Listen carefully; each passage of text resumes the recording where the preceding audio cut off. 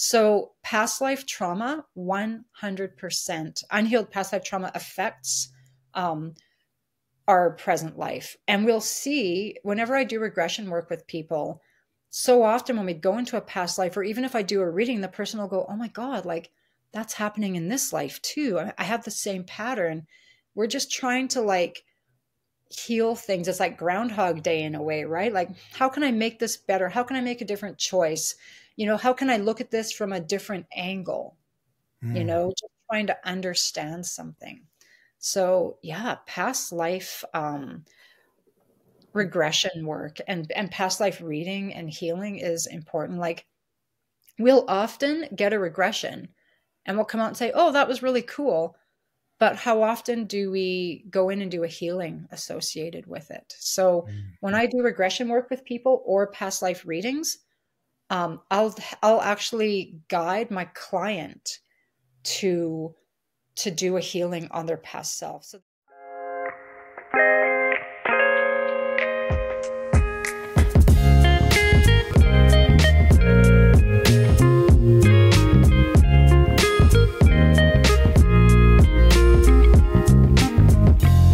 Welcome to a Broaderlenspodcast. The opinions expressed on Broaderlenspodcast are those of the guest speakers and do not necessarily reflect the views of the host or Broaderlenspodcast. Fiona Harris, thank you for coming on Broaderlenspodcast. I really appreciate it. My pleasure, boo-boo. Yeah, no problem. Maybe I'll let you introduce yourself since I tend to screw that up. Yep, sure. Sounds good. My name is Fiona Harris. I'm a hypnotherapist. I do energy work. I do past life and quantum work. So I do past life regressions and quantum regressions and all things healing, basically. And yeah, no, I'm happy to be here. Yeah, thank you. I don't know what else you want to know. Oh, I'm in Calgary, Alberta, but I work online. That's kind of it. I'm an experiencer as well. So lots of fun things to talk about. Yeah, and I'm excited. Yeah. And I first heard you on Robert's show, The Typical Skeptic. So a big shout out to Rob, and he has an awesome podcast. When I first started out, a mutual friend of ours showed me his. She was on there, and actually, he really taught me how to just be authentic. Sometimes these podcast shows may kind of parrot each other a little bit. But what I learned from Rob is just being himself and just being him and expressing his podcast through his personality. And I really appreciate that about him, because that's what I try to do as well. And you know what? I don't even know, like when we talk about, parroting things, there's so many people and so many people to access that, and the stories, are all happening and sometimes are the same, but it's true. Our personalities are different, and just the way we go at things can be different. So, and you never know, like your audience is always different as well, because we're a big world, and a lot of us are on YouTube now watching things. So I don't think we can ever have too many podcasts, too many healers, too many stories. I was thinking about starting us off with your upbringing, and you had some pretty cool experiences. I've had some crazy experiences. So definitely, like we were talking before we started recording, grew up with trauma as well, like broken home, sexual abuse, alcoholics in the family and all the stuff that comes along, poverty. But always, like while that was happening, there was always this other like weird undercurrent of kind of psychic events and psychic stuff. And I mean, we see that with a lot of people with trauma, right? Trauma and psychic stuff just seem to kind of go together. Are we more open to it? Are we like developing needed skills to try to get through it? The debate is, up for that one. We don't really know, but definitely even from probably the age of 4, I was obsessed with, back in the 70s, it was called the occult. We didn't really talk about spirituality. It was like ghosty kind of stuff. And kind of that was always in the back of my mind. I was always like the weird little girl. The parents would be like, oh my God, why hang out with that little girl? She's saying she's a witch, she's only 10. What's wrong with her? And then going into my early 20s, moving out of my house, like moving away from my family, I was like, oh, this feels a lot different and better. And so that's when you start to process your trauma, is kind of when you get out of it.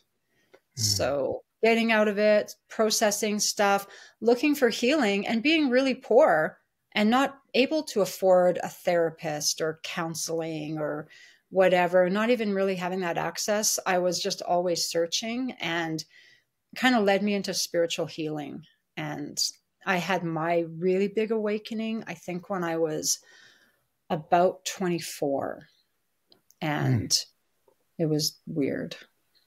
Yeah. So that's kind of my upbringing. Yeah, thank you. Do you have any experiences with the paranormal or Bigfoot, or Where do you want to start, Boo Boo? wherever your heart desires? I don't know. I wouldn't mind kind of even starting with my spiritual awakening, because it kind of went into paranormal stuff pretty quickly. So when I was 24, I was in a punk rock band. It was actually an all-girls grunge band. I had a boyfriend. I smoked cigarettes, wore vintage clothes, and didn't care about anything spiritual. I'd really kind of let all of that go. And one day I was sitting with my boyfriend in my room, and I felt this really weird thing. Like, I felt something roll. I thought it rolled down my head. Later, I found out from someone else that that's not what happened. I felt like something rolled down my head. And then I saw this thing shoot across the room. It looked like a little white pill. It didn't glow. It was small. It was oblong. It had a trajectory, and it went zoop and then disappeared in thin air. And I was touching my head. I kind of looked at my boyfriend like, did you see that? And he's just like, what, right? And then I heard a voice, not inside my head, not psychically. I actually heard it physically in the room. I heard a man's voice say, it's time. And as soon as I heard that, I just knew. I was like, oh yeah, it's time to be spiritual now. Okay, I have to go be spiritual. Like, I just knew it was time to go and start doing something. I didn't know what it was. I saw that thing again a few days later. The little pill shot past me. And again, the guy's voice is like, it's time. And I was like, okay. It's so funny because I spoke to someone in the UK last year, and he's an experiencer. And he described the exact same thing happening to himself and his mother, both experiencers. And he said, Fiona, like, what they said was that someone tapped them on the head lightly, and then the thing shot out their forehead. And I was like, okay, I felt the tapping, but I thought it was a rolling and then coming down and shooting out. So that's obviously, I'm not the only person to have had that experience. You know, this man and his mother both had it. And I don't know what it is. I don't know what that little orb like thing was. But after that happened, everything just went crazy. Like, all of a sudden I was seeing ghosts and starting to meditate. And probably the biggest, coolest, I would say that if you have that kind of list of the best things that ever happened to you in your life, this experience that I'm about to tell you was one of them. So it was probably about maybe 6 months after the orb shot on my head. I'd moved in with my boyfriend. He was at work, and I kind of set up a meditation practice. I was meditating 3 times a week. Back then, this was like probably 1993, 94. There was no YouTube. There was not, you'd go to the store and you'd buy like a weird little cassette tape that came with like a little booklet that's like guided meditation to meet your guides. I think that was like what I had. So I'd listen to it and I'm like, I want to meet my guides. And what ended up happening was I was doing that for probably a month or so and not really having anything. And then one day I had the biggest thing ever. Oh, I also had started taking a Reiki course and I just graduated. I just gotten my first degree, which I want to say to anyone listening, if you ever want to kind of jumpstart your spiritual growth, getting your first and second degree in Reiki and using it is a fantastic way to really open yourself up psychically. But anyways, I was doing Reiki, just finished the course, and I was asleep and I was having a dream, and the dream was very, very real. And in the dream, I knew that I, as well as lots of other people, was going on UFOs at night to learn stuff. And it was happening all the time. So at night when I was asleep, I was astrally projecting, I guess, onto a craft where I was learning things. And it wasn't just me, it's many of us, like many, many, many of us. So in the dream, they were saying to me, you know, we're so proud of you. I guess maybe they tapped me. I don't know. They're like, you know, you've done all this stuff. You've learned a bunch of stuff. We want to reward you with the gift of knowledge. Or sorry. They said with a pearl of wisdom. And the beings were silvery gray. They were almost the color of pewter. They looked like if you ever had an Etch-a-Sketch, when that magnetic stuff leaks, it's kind of silvery. They look like that. They looked like they were both male, thin, hooded long robe, a humanoid face, I would say, but very ancient. Maybe the eyes had a bit of a slant to them, but they kind of looked human, not so much ET, but they were definitely ETs on a craft. And they hand me what looks like a giant black pearl, like probably the size of a big cantaloupe. They put it in my hand and it was pliable, like it wasn't hard. It felt like a giant fish egg. But the second they put it in my hand, I knew everything, like everything there is to know about every single thing, every single person, every single world, every life. And it was so overwhelming and so powerful and so beautiful. And I was holding this pearl and I was like, oh my God. And I knew when I held that pearl, I knew that every single thing is connected and we're always okay. And we should never, ever be afraid of anything. So I'm holding this ball, holding this knowledge. It's blowing my mind. It was like blowing my heart open. It was like blowing apart my chakras, which at the time I didn't know what chakras were, but I could like feel this explosion of everything. And then I started to wake up. So as I woke up, my little tiny human brain was like, no, you can't have all these things. You can't know all this. We don't have enough neural pathways. So it all started to just disappear. And I was literally saying like, no, please, let me keep this. And I had to let it go because human Fiona in this body couldn't hold it. But they just left me with this beautiful image. And the image was supposed to kind of portray that connection and that safety that we all have. And it was the universe. So it was like, you know, dark with 1,000,000 trillion stars. And superimposed over it was this shimmering, sparkling, sacred geometry that was 3-dimensional, 10-dimensional. I don't even know. It was moving. It was shifting. It was the most intricate, beautiful thing I've ever seen. And I was staring at it. Now I'm wide awake. My eyes are open, but all I see is this beautiful thing. My window's open. I could hear music coming from the sky. And the way I described it all those years ago, I said it was like an angelic space choir. So it was high pitched. It almost sounded electrical, like doo, doo, doo, doo, like just weird stuff. But then you could hear almost like a chorus of women's voices just singing. I couldn't hear words. It was beautiful. And I lay like that with my eyes open, hearing this music, seeing this thing, just crying so hard. My ears were like full of like hot water from my tears. It felt like probably 2 hours. It was dark and then the sun started to come up. When the sun came up, the music started to disappear, the image faded, and I fell asleep. And then I woke up late and I was like, I was kind of crazy at that moment. I was probably in a bit of a manic state, right? I was like, oh my God, we're all connected and everything's always okay. I better not tell anyone this. They're going to think I'm nuts. And then, of course, I went and told everybody. I had this thing happen. We're all going on spaceships at night. And it was a beautiful time because I had no fear, like of being hurt in any way, emotionally or spiritually or physically. And I just wanted everyone to know, like, don't be afraid. There is nothing to be afraid of. And that beautiful feeling lasted a couple of weeks. And then it went away and I became fearful like everyone else. Like I'm still fearful. I still like vacillate between, being so trusting and open and joyful and back into human Fiona, like, oh my God, how am I going to pay my rent? Right. So,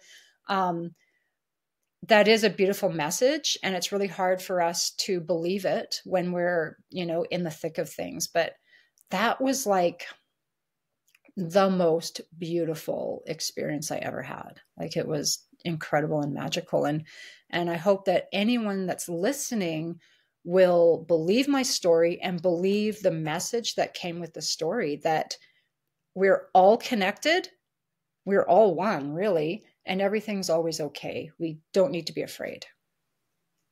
So, yeah, that was a big one. I love that. I wish I Thank could you. have good things like that all the time, but yeah. So after that, I continued doing Reiki. And when I got my second degree, so I had my first degree at that point. So I was new, doing like, if anyone knows what Reiki is, it's energy work, channeling universal energy through your hands into your client. So you're putting your hands on them and you're relaxing and you're channeling this energy. A beautiful practice. And I got my second degree.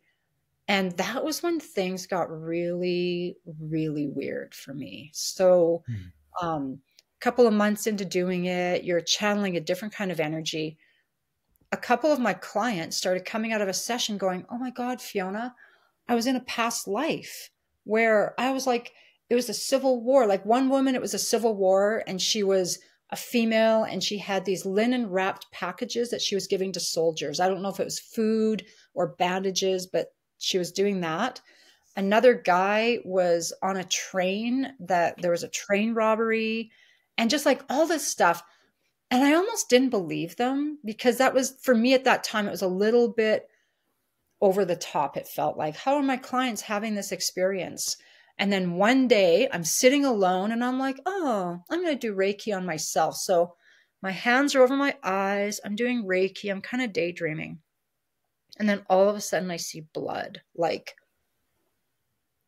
deathly amount of blood. And I took my hands off and I was like, oh, what was that? So I put my hands back and I went into a past life. And I could see myself. I was a woman. I had brown hair, big kind of Gibson girl style, like probably like 1860s to 70s style, I'd say.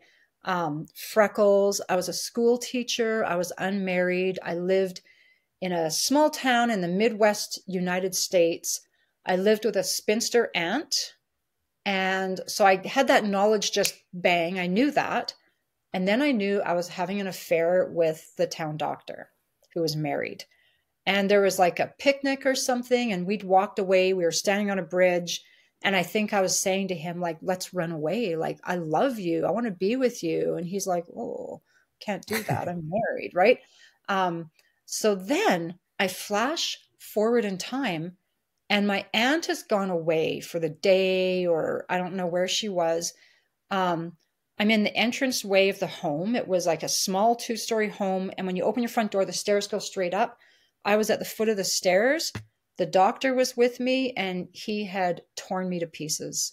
It was like a Jack the Ripper scenario. And so now conscious Fiona is looking at Fiona's past self that's dead. And she's in a horrific moment where this guy is carving her guts open. And I knew just somehow I was like, oh my God, I have to rescue her. She's stuck in this moment. So I just knew to take her by the hand. And I said, come with me. Like, let's get out of here. And she's like, look what he's doing. And I was just like, come with me. So we float away.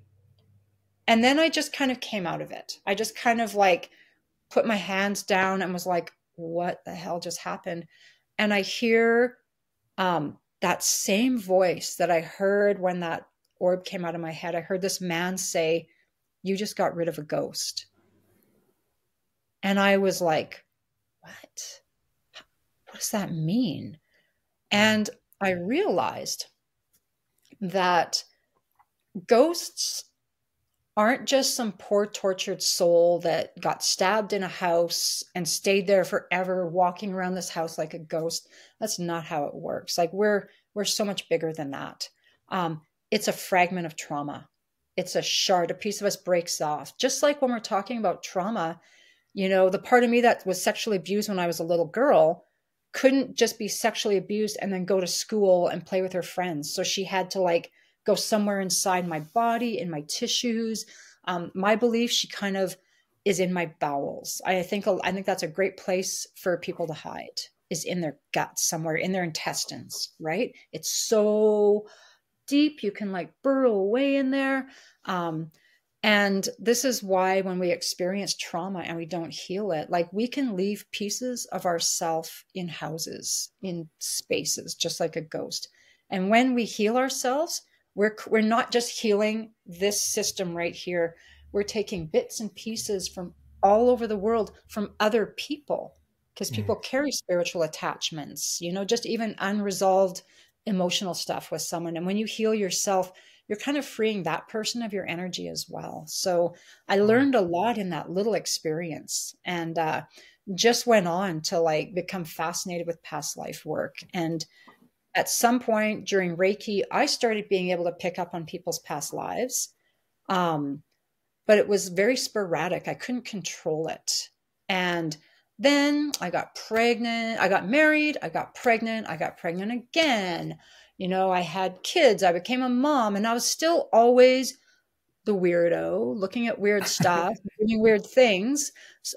Became like a paranormal investigator. So I was doing haunted house stuff. But because when your kids are young, you don't have time to like really delve into anything. And when they got a bit older, I was like, I want to get back into this. What am I going to do? And I don't know how I hit upon hypnotherapy. I wasn't even thinking about past life regression. I was thinking that I was going to move a little bit away from spirituality and just focus on trauma healing. So I started out kind of, that was where I was going. But the course that I took, which was, a 2-year course, it was absolutely amazing. Our teacher, and it was in person, this was before Zoom. Our teacher there was 20 of us in the class, a U-shaped seating arrangement. And our teacher would go through everybody. She'd be like, how are you doing today? 2-word check-in. And you might be like, oh, I'm feeling really good, kind of tired. Oh, why are you tired? Oh, I had a fight with my boyfriend. Oh, okay, let's talk about that. And she would actively do healings on us while we were all watching, and using hypnotic technique and lots of parts work. And one day I was in the hot seat. She did this healing. It was deep, deep, deep trauma. I went in the bathroom. I was like sobbing, looking in the mirror, like, oh my God.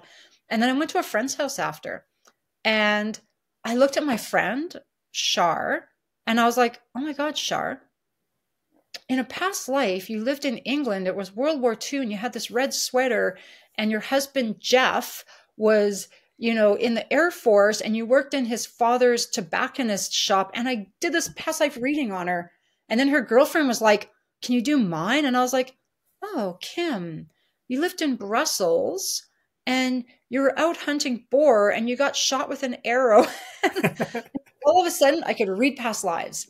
And I know it was because that day I experienced a big, big shift. A lot of blocked energy was removed. And all of a sudden I was like a bigger person that could access bigger things. Interesting. So healing our trauma is so, so important. And I know we were talking just before we started recording, saying that maybe in this podcast, we might do like some spiritual healing for you and just see where that goes. If you feel comfortable being vulnerable with your trauma, with your experiences. Yeah, that'd be awesome. And but before we get into that, can I ask you one direct question really quick? Mm-hmm. And you kind of answered it already, but I just want to get it out there. Can we bring in past life trauma? Because I believe trauma is the root of addiction. And a lot of scientists, a lot of doctors are all agree because that's what they're saying. And I just try to expand my understanding on addiction and human suffering. So, yeah.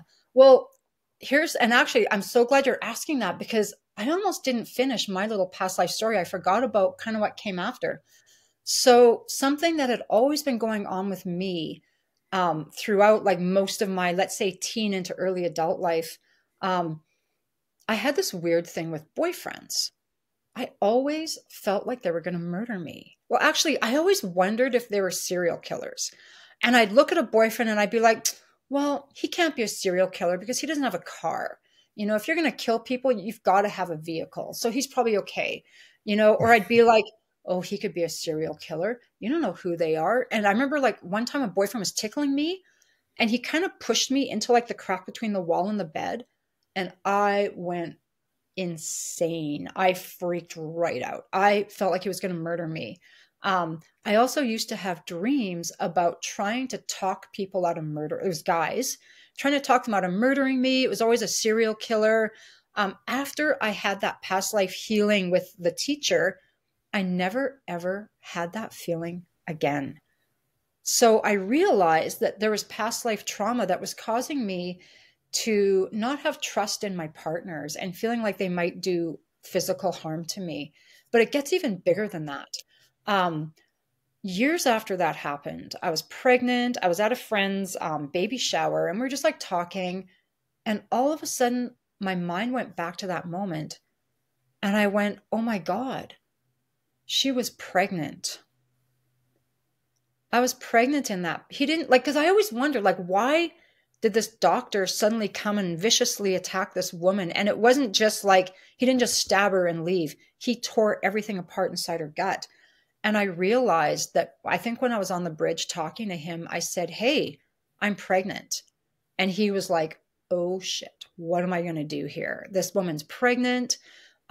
Either he came to the house and maybe tried to persuade me to allow him to do an abortion on me.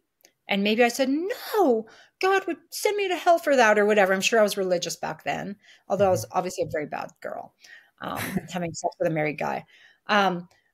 Or maybe he just came to the house and was like, I have to kill her. And being a doctor, he knew that if any other doctors maybe looked at my body, they might determine that I was pregnant. So he was going in there to destroy evidence. So he made it so that no one could look into my uterus or my womb and be able to identify pregnancy, I guess. And then what's so weird is I did a past life regression when I was in school. Like we had to do regressions on each other. And I went to a past life where I was a Viking woman. It was so weird. Like that was my first real actual regression. And I was like, this cannot be happening to me. I had long gray braids. I was older. I was a very bitter, angry person, which is the opposite of who I am now. Like, I don't know how to be angry, but this woman, she had all the anger and bitterness. And she was an herbalist or healer of some kind.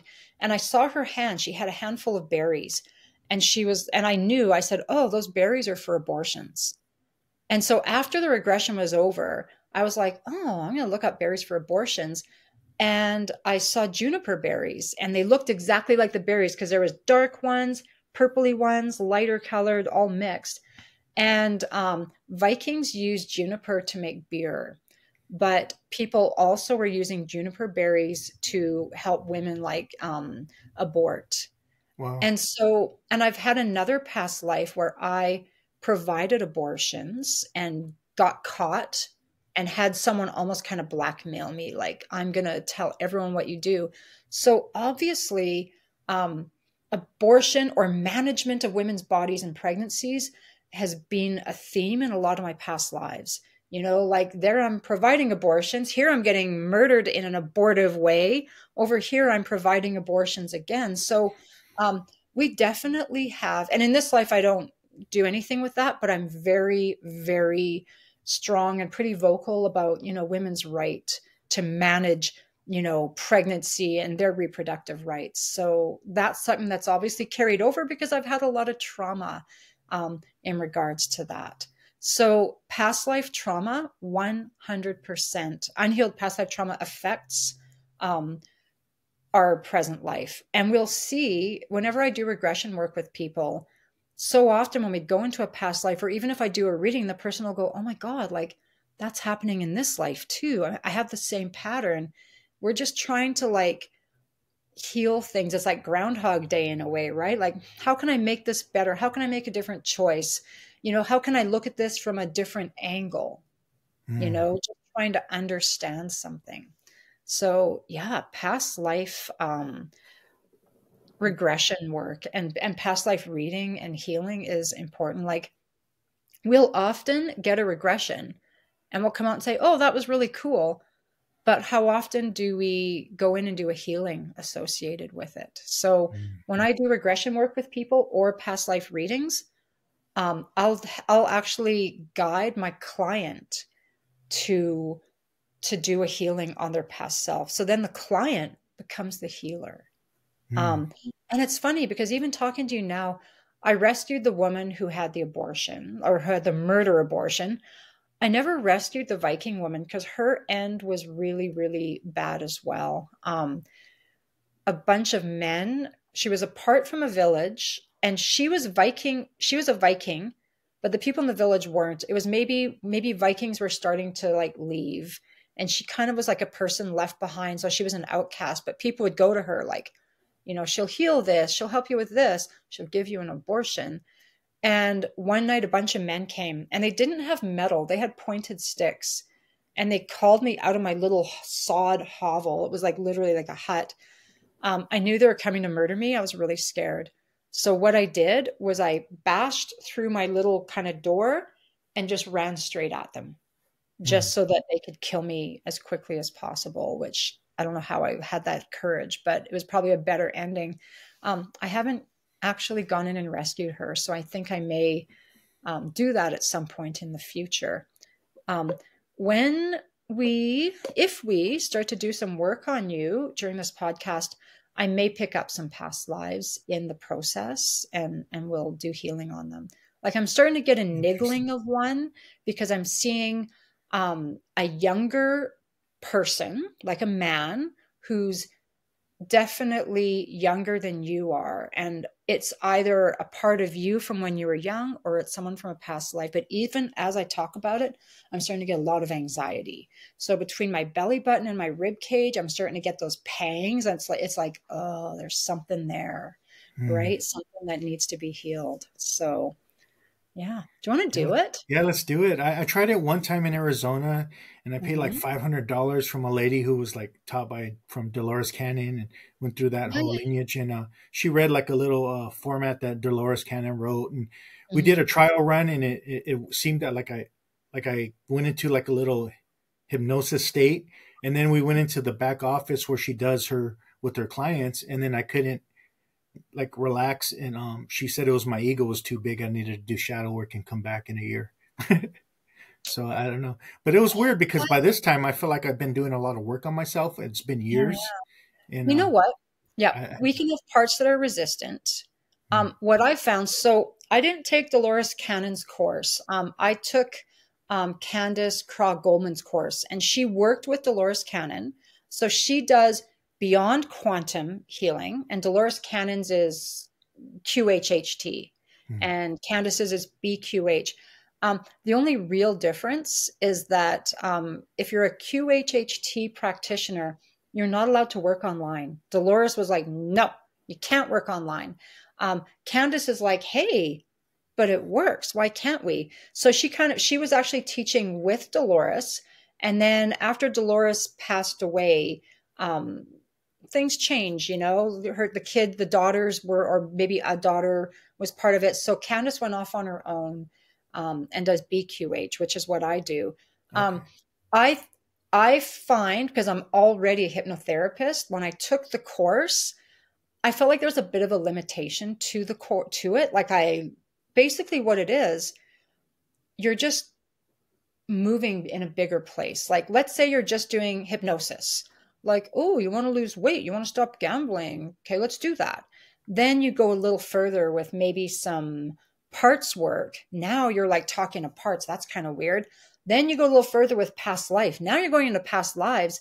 When you go into the quantum stuff, all bets are off of where you're going. It's like if we had like 2D past life, parts therapy might be 3D. past life stuff is 4D and quantum stuff is like 10D, because now you're going into a life maybe where you were a plant or an animal or an ET, or you just go and do some other bizarre thing, right? And they have the same kind of written script that you're supposed to follow. Like you read, when you take the course, you get the script and you say the script. But if you're someone who's never done any other spiritual work or hypnosis work, you're really limited. You read the script and you try to do it, and lots of people do really well. And lots of people, and they say to you, like, take all the courses you can, study all the modalities you can, mix them up with what we do. So I was lucky because I came in as a hypnotherapist, so I found it really easy to expand the actual the induction, because the induction I feel is a little short, and I feel like it doesn't help people get there. I also do energy work at the beginning of a session because that makes a big difference. Again, you're just clearing stuff. You can be more open. So I don't know if your ego was in the way. It could have been that you shifted to a different space. You were in the front and then you had to get up and go in the back, and it was a different place. Maybe you felt less comfortable. Who knows, right? I mean, maybe there was a part that was a little bit resistant as well. So let's talk a little bit about, obviously you had trauma. We talked a little bit about that before this recording. How does your unhealed trauma affect you, like right now? I could hear, there's a strong sense of me, like in me, that I'm not good enough. So that prevents me from expansion, and it made me opening new doors. Yeah. So I can feel, when you tell me that, I feel a tightening in your energy. Feel it kind of goes like, it goes really, really skinny. When you think about this feeling of not being good enough, I feel tears in my throat a little bit with that. I want you just to notice how you feel in your body when you kind of think, I'm not good enough. You know, I had this rough upbringing. Just tune into your body. Well, when I said it, you hit it right on the nail. I could feel my stomach like tighten up as well. So you might have, I don't know, you felt me or something. Yeah, no, I do. No, yeah, no, I definitely did. Yeah, and I feel it really strongly. And can you feel a little bit of the tears in your throat, just a little bit there? A little bit right here, but I feel my stomach, to be honest. It's really tightened. Perfect. So I'm going to just get you to do something. I'm going to get you just to close your eyes down. And just begin by taking a couple of nice, deep, slow breaths in through your nose and out through your mouth.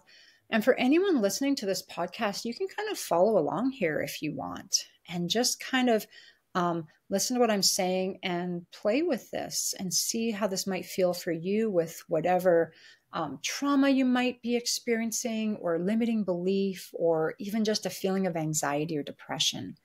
I'm going to get you, Boo-Boo, to imagine that there's an empty elevator shaft going from the top of your head right down to your tailbone, like right down to your sit bones, okay? A large empty elevator shaft.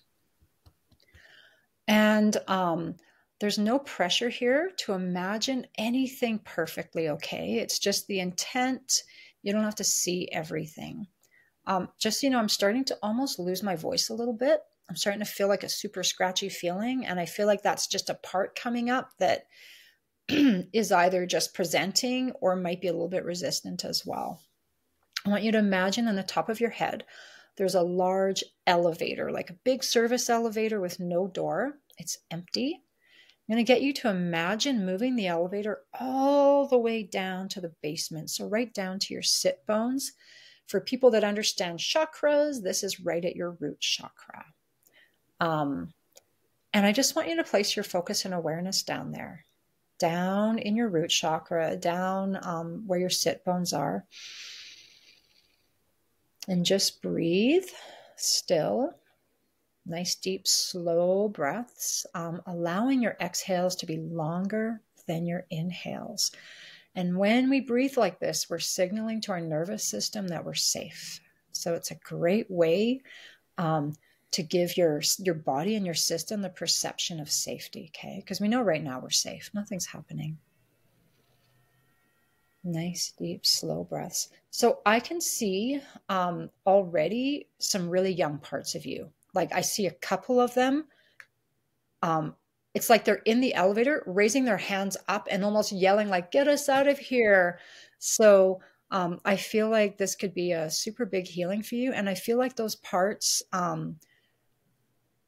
feel really safe, accepting healing. So just notice what you can feel and just tell me, like, do you feel any emotions or any perception of that part of your body? I just feel a little weirdness in my stomach still. Yeah, perfect. Perfect. So now what I'm going to get you to do is imagine that elevator moving up just a little bit up to where you're feeling that weirdness, okay? So move the elevator up, stop the elevator there and just breathe and feel that weird feeling. Hold space for that weird feeling, okay? And breathe into the elevator.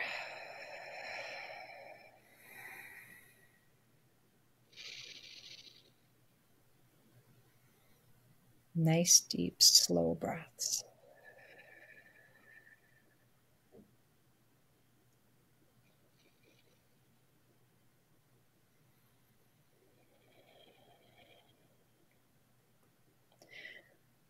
And as you're breathing into the elevator and you're kind of sticking there with that spot, how are you feeling? Does it feel stronger right now or weaker right now? It feels like it's activated, it's there. So I guess a little stronger. Good, good. Just stick there with that feeling for a minute, okay? And just breathe. When we hold space and give time to these areas where there's blockages and where there's stored trauma, this is how we process them and heal them. So nice deep breaths.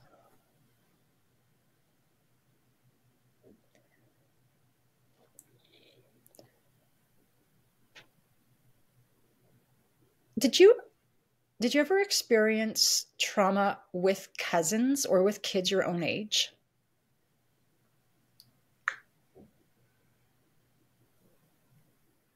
Like, was there ever a traumatic event where maybe it wasn't just you, like, or siblings too, I guess, but I've seen two men get stabbing each other in front with my friends. okay, I think that's what it is. Yeah. So when I said I could see like these little boys that I thought were all parts of you, like almost jumping, wanting help, wanting to be lifted up. It I think that when you guys were in that trauma, you guys almost kind of had like a little trauma bonding energetically there. So what's really cool about this is when we do like a little rescue with these boys, we're actually helping other people to heal as well. So Boo Boo, I'm going to get you to imagine that you could be like a guardian angel. And I want you to go back in your mind to that time when you saw that thing happen with those men and you're with your friends, okay? And I want you to float in like a guardian angel, and I want you to take yourself and those kids by the hands, maybe get them all to hold hands together. And I want you in your mind to say to them, like, you guys, this is over. Come with me. I'm rescuing you, and I'm going to take you to a beautiful, safe place. And I want you to imagine a beautiful, safe place, a place that's perfect for you or for those boys. And this place could be a meadow, forest, garden, fluffy cloud. Don't be surprised if the kids take you somewhere that you don't expect. Sometimes kids will take us to a park or to their grandma's house or who knows, right? But just let me know when you're there. As soon as you said park, I just landed on a park. Yeah, kids often want to go to a park in this kind of work. I'm getting full shivers over my body, and I'm feeling a lot of emotions coming up right now with the kids, with you. I want you to just sit with them as if you were like this cool day camp leader.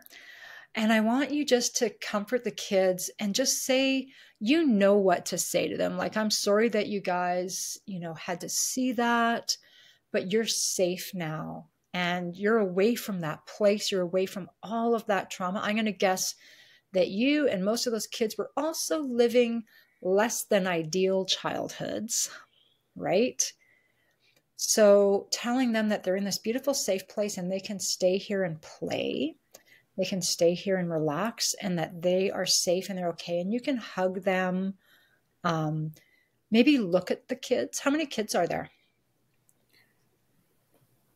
There's a handful of us. Mm-hmm. So when we do kind of A group few healing, girls. yeah, when we do group healing like this, we often need to bring in some big guns or some support, because you can't help all of them.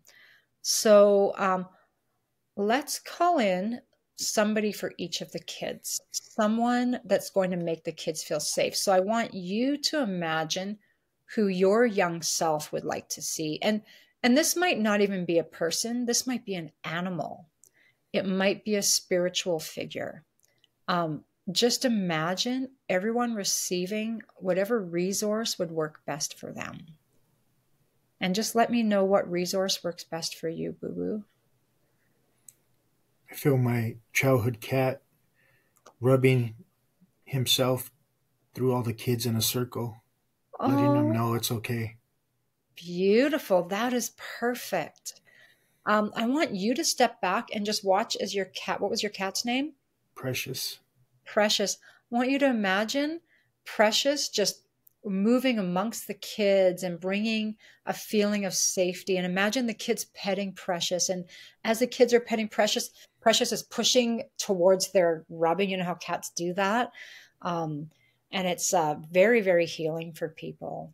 And I want you just to notice how the group looks now. Is everybody looking more relaxed? Is there anyone that maybe looks like they need a little more help?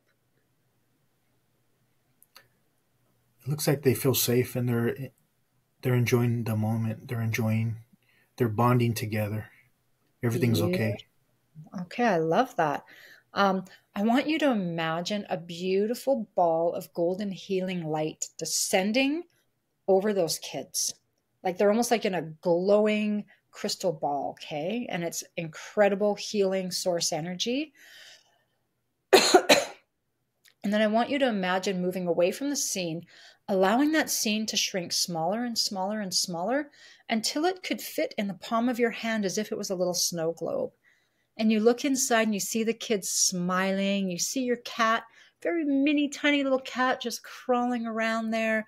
It's a beautiful little scene. And I want you to imagine taking that ball, placing it inside your heart, with the knowledge that our hearts are very, very powerful and very healing. And let's just go back now to the elevator, which is just kind of in that belly area. And let's give a few more deep breaths there, okay?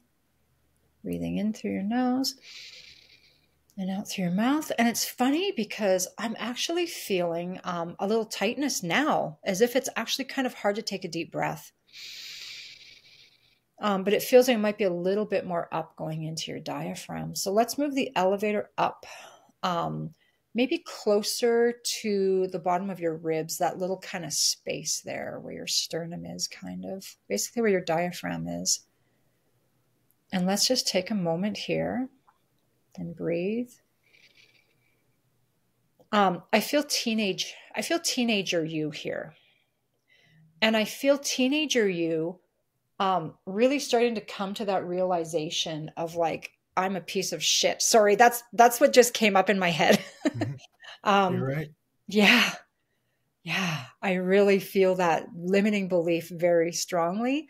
And I feel pain with that. And it's funny because I feel so much love towards teenage you, like, because I have two boys that are like, 19 and 23, and they're in that kind of struggling, coming to terms with being a human in this world kind of thing. And I want you to go back in time to teenage you, anywhere from the age of 15, up to 19 or 20, okay?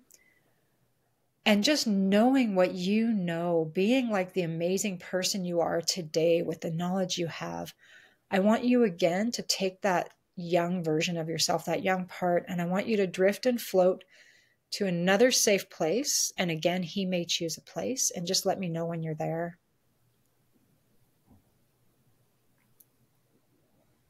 I'm there.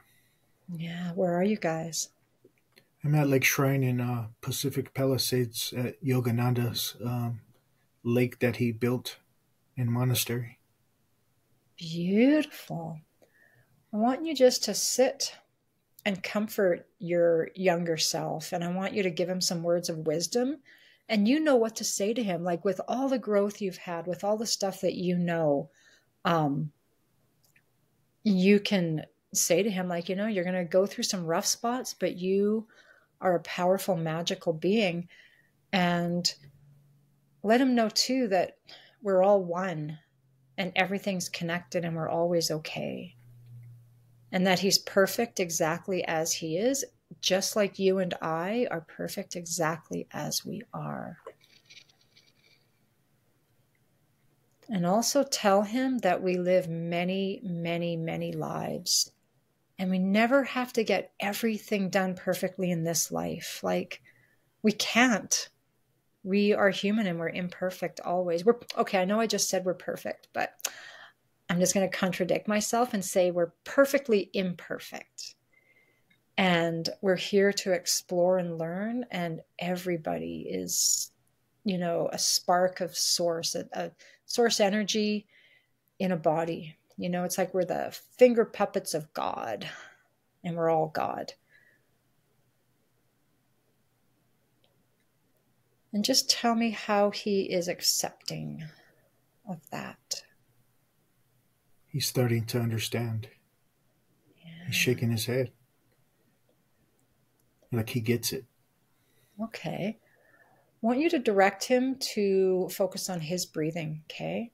I can feel some stuckness with him. So just tell him in your mind, or he can even listen to me, just take nice deep, and you follow along as well. Take nice deep, slow breaths in through your nose. Breathing into your belly. And then slowly out your mouth.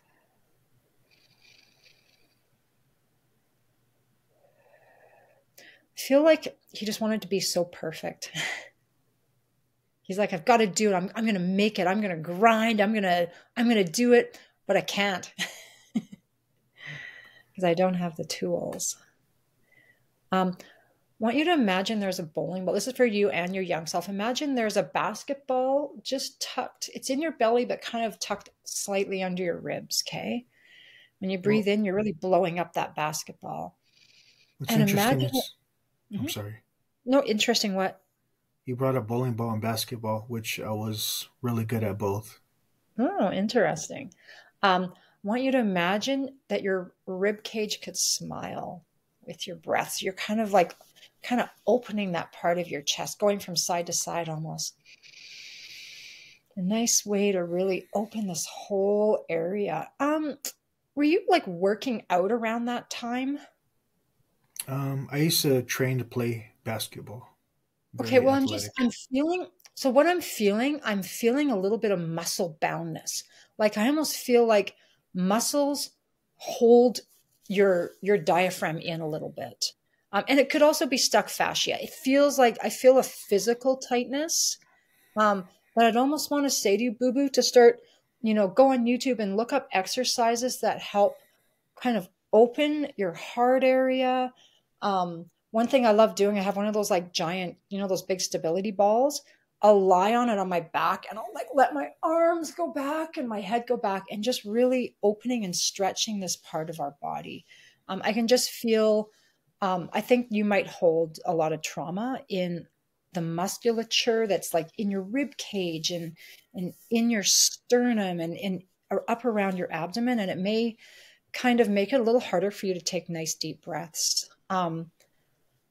I'm just going to give a shout out to block therapy. If you go on YouTube and look up block therapy, it's this couple, like not a couple, I think he's her nephew, but they are using pressure and diaphragmatic breath to work through bound fascia. Fascia is our connective tissue, and we hold a lot of trauma in it.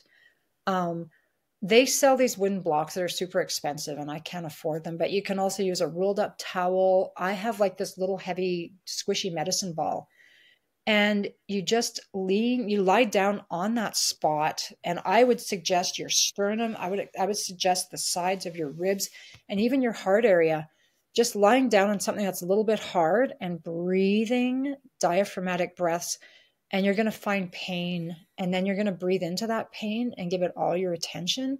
And this is how bound fascia needs pressure, time, and breath for it to actually kind of open up. That's why yin yoga, is it yin or yang? I think it's yin yoga is good, because you're holding poses for a really long time. And us North Americans, or maybe most of us humans, we want to get everything done really fast. We want to speed through things, and we end up bypassing a lot of stuck, tension and trauma. So slowness is good. Going back to breath, going back to your younger self and to you, just nice deep breaths. Really trying with your breath to open your rib cage and your heart and your kind of diaphragm area, your upper belly.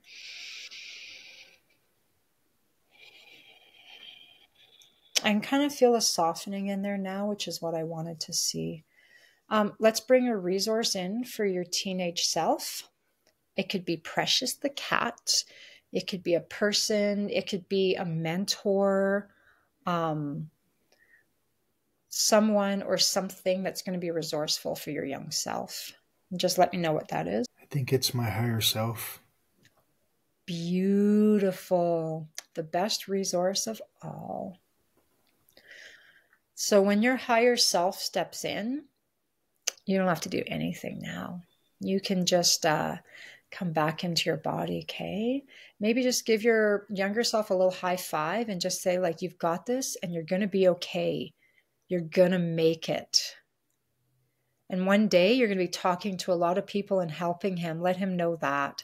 And tell him too that his experiences that were traumatic are going to become a powerful method of healing for many other people. So just coming back into your body, back into the elevator. Let's just breathe in that spot again. So again, you're kind of in the diaphragm area just before you kind of come into your rib cage. Maybe just put your hand over that spot just for some extra support, and just do a couple of nice, deep, slow breaths.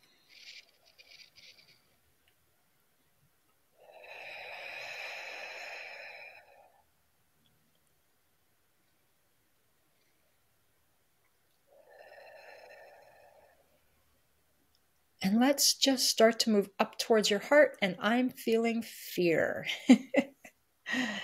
I'm feeling a part of you that is a little bit fearful. And I feel like it's a part of you that held addiction.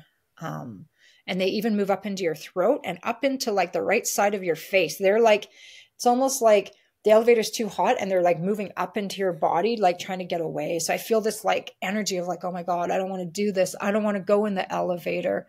I want to tell that part that they don't have to go in the elevator. We never force healing on anybody or any part. I do want to inform that part that they're safe, and that if they do go into the elevator, they're going to experience less pain and more satisfaction and more happiness. And I would like to ask Boo Boo's higher self to come in and give that part all the knowledge needed to help him make a healthy decision in this moment. I'm feeling so much fear coming up right now. What are you feeling right now, Boo Boo? What are you noticing in your body? I just feel, I still feel that tension in my stomach. It's less, but it's still there. I felt there was some release. I do feel like what you're describing, I'm feeling like a ball of fog or something. I can't really explain it. Where's the fog? It's in the upper area. Like he's gone up into your head a little bit? Right below it, right before it. Okay. Yeah. Okay. So let me just tune into him and just say to him, like, would you be comfortable letting go of a little bit of your pain today? You don't have to give it all. And in fact, you don't need to go in the elevator. If you would like to take some of your pain and place it in the elevator, we can move it up and out for you. Are you willing to do that? Do you feel like that's a yes or a no? Yeah, that's a Okay. yes. You're nodding. Perfect. So allowing that part of you to go anywhere he wants to go in your body right now, but also allowing him to place any trauma into that elevator. And let's just breathe into the elevator for a moment. Just allowing the elevator to kind of be around your kind of sternum going into your heart. So just breathing. Nice, deep, slow breaths. When you hear me yawn, it's not because I'm bored of you, boo-boo.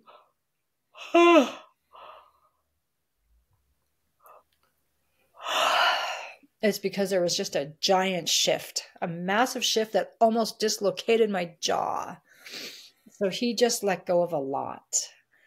I'm going to get you to move that elevator into your throat, and let's just hold it there. And tell me what you're feeling right now in your body, in your throat, in the elevator. Did you feel a bit of a shift there? I feel calmness. Everything's fine. Okay, let's just see if we see anything in your throat. I just heard that's enough. So your system is telling me, like, this is all we're going to do today. So I want you to move the elevator into your head. And let me ask you this. Is it okay today to let go of any of the unblocked energy, the trauma, the whatever is in that elevator? Can we let go of that today? Oh, yes. Oh, yes. I want you to imagine the top of your head opening. I want you to imagine the elevator moving out of your head and up into the sky. Imagine it going higher and higher, growing smaller and smaller till it's a speck and it disappears. Imagine, sorry, I'm burping again. That is just more stuck energy coming up. Imagine that elevator with that trauma moving through time and space and going closer and closer towards source energy. And I see source energy. Oh, excuse me. I see source energy as a beautiful, bright white light, like a giant sun. And we allow that elevator to move into source, just letting go of all that stuck energy. And source can transmute that, okay? And then we're going to quickly take the elevator back to your head, quickly move it through your body right back down to the basement floor, your root chakra, sit bones. And now we're going to just say, if there are any parts of boo-boo that would like to let go of any trauma. And when I say parts, this is past lives, any present stuff, any attachments, any ancestors that would like to let go of anything. They are free to dump anything in the elevator that they would like to. I'm seeing one past life with you. It looks like a monk, one of the guys that would ring a big bell. So I see like a bell rope, and I see him wanting to let go of something. I think he's a Franciscan monk because that word just came into my mind. The place where he is made of white stone. So it looks like it's a monastery. It's made of white stone. It looks like a place that's kind of warm, but I can't tell where it is. I just want to see if he's willing to share what he wants to let go of. And he doesn't want to tell me it's a source of shame for him. It's just something that doesn't sit right with him, either something he experienced, maybe something he did. There's definitely some trauma he wants to let go of. So just asking that guy to drop whatever he wants to into this elevator. So seeing that he's religious, obviously he's Catholic, I feel Jesus coming in for him. And I feel like I don't think he did anything bad. I think that he had what he would consider to be bad thoughts. So, maybe sexual thoughts, or even just questioning his religion. And it caused him to feel a lot of shame, and it caused him to have a feeling of like, oh, I'm not going to go to heaven now because, God can see into my heart. So Jesus is coming in for him, and that's who he needs. And Jesus is basically just saying to him, like, you're perfect. You're perfect exactly as you are. So I can see them having a connection. And let's just move that elevator up through your body, all the way into your head. And I'll ask again, is it okay to let go of everything in this elevator? Yes, please. Yes. And just so you know, there's a lot of stuff in there. It's like jam-packed to the very top. So letting this elevator move through the top of your head, and again, moving higher and higher until it disappears. Watching that elevator move through time and space, going towards source, being taken in by source. And we'll leave the elevator there, but now let's take some source energy and move it through the top of your head, right down through your spine, into your whole entire pelvic area, okay? And then let's allow source energy to move through your thighs and your knees, down your lower legs, past your ankles and into your feet. And then allow source energy to move through the bottoms of your feet, down through the floor, down to the core of the earth. And I want you to just notice, can you feel that energy? And it's okay if you can't. Yeah, you can feel a little tingle. It's slightly tingling. Yeah. Good job. Let's allow that source energy to move outwards to fill your entire torso, all of your organs. Allow it to roll across your shoulders, down your arms, past your elbows, forearms, wrists, and into your hands. And just place your hands on your lap, palms up. And allow source energy to pool and collect in your hands, like 2 bowling balls of energy. And I can feel that actually super strong with you. So I know you can feel that. You feel it? Mm-hmm. Good job. Let's allow source energy to completely fill your head and allow it to fountain out the top of your head to fill your entire energy field. And just take a nice breath. And I would like to thank Boo-Boos, guides and angels, cosmic and soul family, ancestors, past selves, and higher self for coming in for this healing, as well as thanking all my own people on my end. So just start to, I want to do one more thing. Okay, so you have those glowing bowling balls of source energy. Let's imagine placing them together. So you have a bowling ball of energy, okay? And then I want you to imagine standing in front of a mirror, looking at your reflection, but this is you from yesterday. And behind him is Boo-Boo from the day before. And behind him is another one from the day before that.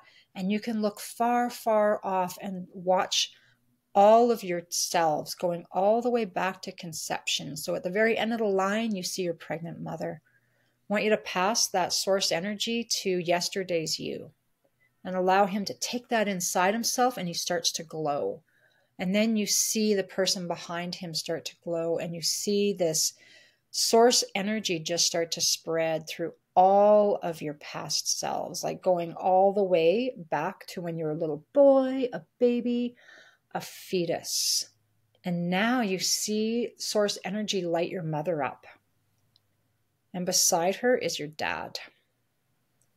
And watch as he, just by standing with her, he lights up. So now they have source energy as this strong state of being for themselves. And behind them, you see their younger selves.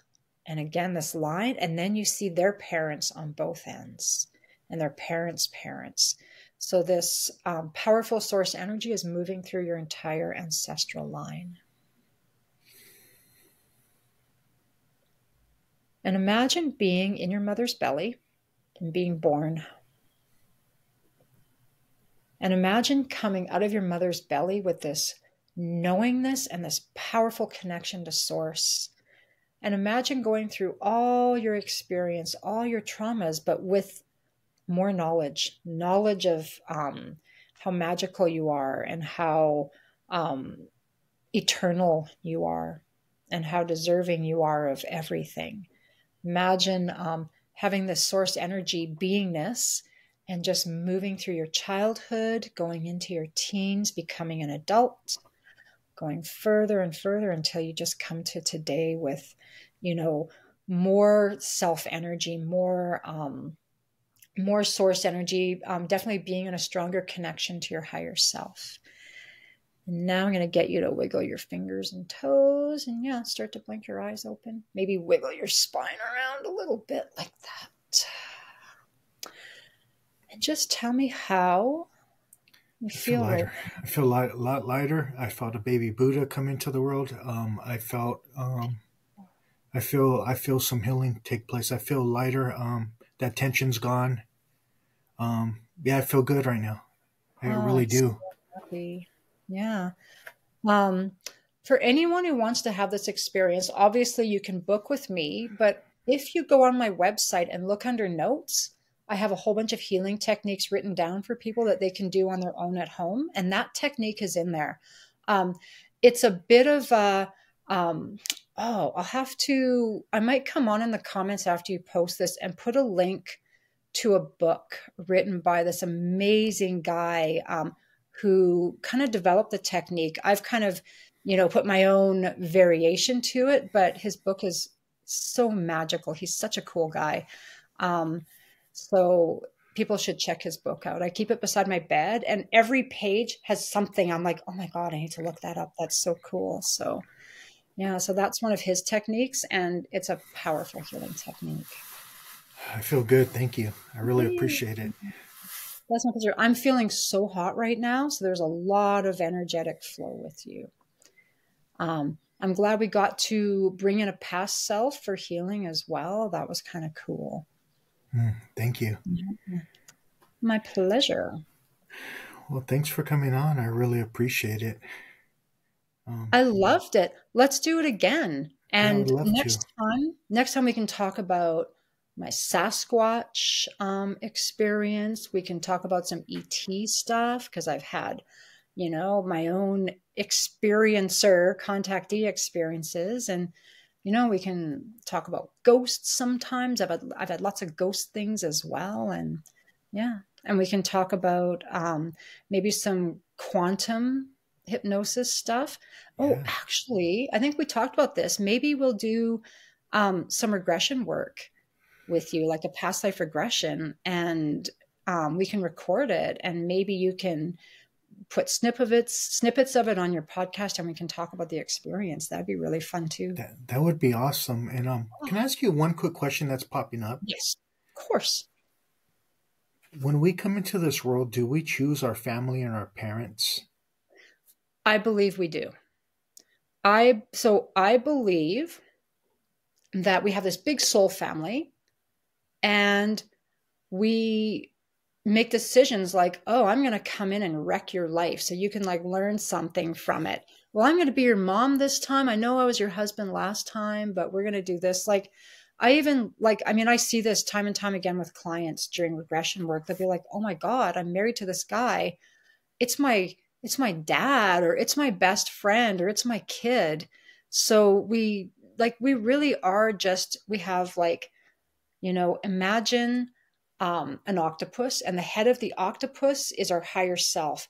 And all the tentacles are, all of our past lives, our past selves, and each one thinks they're separate, but they're connected. And then we just add another octopus with more tentacles, and we're just moving in amongst each other. And our little brains can't comprehend how connected we all are.